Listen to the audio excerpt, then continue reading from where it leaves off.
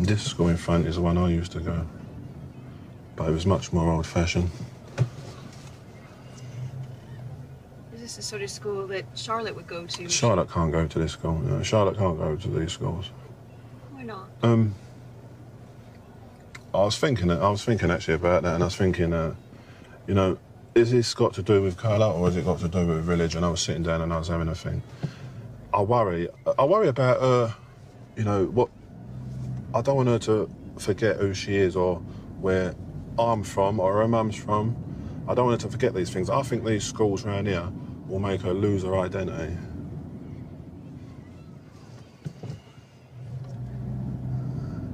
These schools, you know, you find a nativity play, no more nativity plays.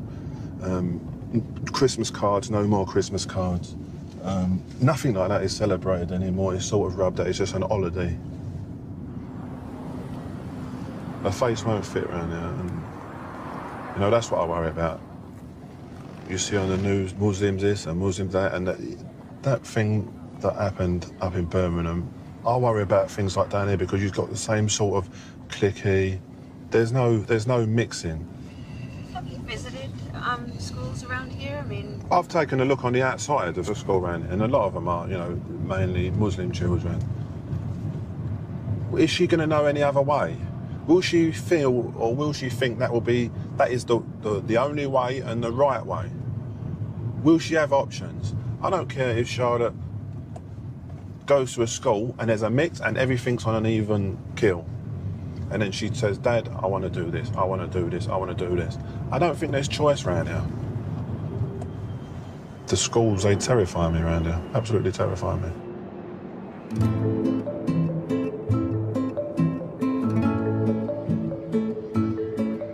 Newham has 66 primary schools, serving nearly 40,000 children. 20 years ago, more than half of them were white British. At Drew Primary in the heart of the Docklands, there are now just 3 per class. Hello, I'm here, Church Street, McDonald's End, on this very busy Monday afternoon. It really is a busy day. You've just watched a short clip from a documentary several years old, in fact even longer I think, called The Last EastEnders. It's about the last Cockneys in the East End of London. The guy in the car is concerned as to what school his daughter can and cannot go. Certain ones she can't go because there is no choice, like I've said. Once new arrivals are in the driving seat, you dance to their tune, as the guy more or less said in the car. He's worried about his daughter, and so should everyone here in our glorious city. They should be worried about their children and grandchildren, because cultural change, the end result is not nice. Those few Cockneys left in the East End of London, Dan Carden and Beaver, well, go and ask them, has diversity been their strength? And you know it hasn't, so why did you say these things? Or same with Ian Byrne, refugees welcome. I don't believe for 1 minute you wholeheartedly believe that nonsense, right? I think you're just saying it because it's fashionable at the moment, right? But let the East End of London be a warning to us here in Liverpool. And like I've said, metaphorically speaking, we have a crystal ball. The crystal ball telling us what's on the way, how it unfolds, and the end result. We would be foolish, reckless even, to ignore what we know is on the way, right?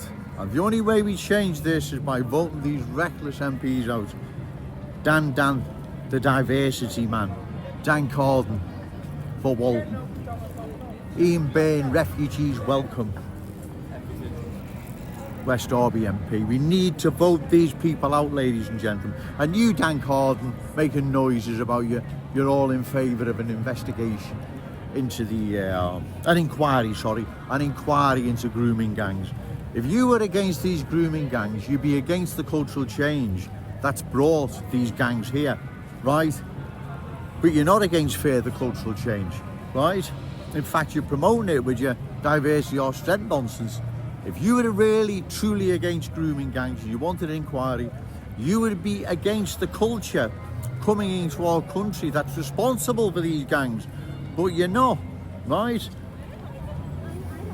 You're making noises because you've probably heard in a lot of whispers now, or probably loud noises more like it. In your constituency of Walton, people are, again, they're not happy with what's happening, and come 229, Liverpool would have dramatically changed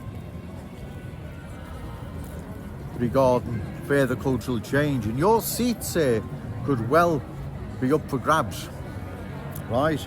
Same with Ian Byrne, Refugees Welcome West Derby, right? And I think you know Dan Carden, Dan the diversity man, I think you know this. I think you know that there's rumblings in the community regarding your silence regarding what's happening along County Road. It's being culturally changed. You know what it is, right? So, if you ask me, in my opinion, ladies and gentlemen, I would take no notice regarding Dan Carden's wanted inquiry into the grooming gangs. And if he was against the grooming gangs, like I've said, he'd be against further cultural change, because it's that culture, the one that doesn't want to assimilate, wants to dominate, that's coming here into our city, that has that sort of culture which is responsible for grooming gangs in the first place, right? You're making these noises because you feel you have to, but you're not fooling the good people of Walton, like you, Ian Byrne, Refugees Welcome. You're not fooling the good people of West Derby. Come 29, you two need voting out, right? And I'm going to do my best to make sure you are. Let that short clip, the last EastEnders, be a warning, ladies and gentlemen, right? What's on the way, how it unfolds, and the end result. The end result is what you've watched that guy talk about in the video. He's worried and concerned about his daughter, and rightly so. And so should all caring, loving Scousers here in our city should be concerned regarding their children and grandchildren. Because cultural change, there is only one winner, and that's the culture that replaces the host culture. Like he said in the video in the car, there's not an equal foot and there's not a choice. There is only one choice, and that's that of the new arrivals, right? And the culture they've brought with them. Right, I'm going to call time now, ladies and gentlemen. It's really getting busy, right? But remember, say no to cultural change, yes to Scouse pride, shout it out loud, Scouse and proud. Okay, thank you. Hello, I'm still here, McDonald's End, Shade Street, on this busy Monday afternoon. What I'll also add is the last Scousers has been played out here in Kensington and Fairfield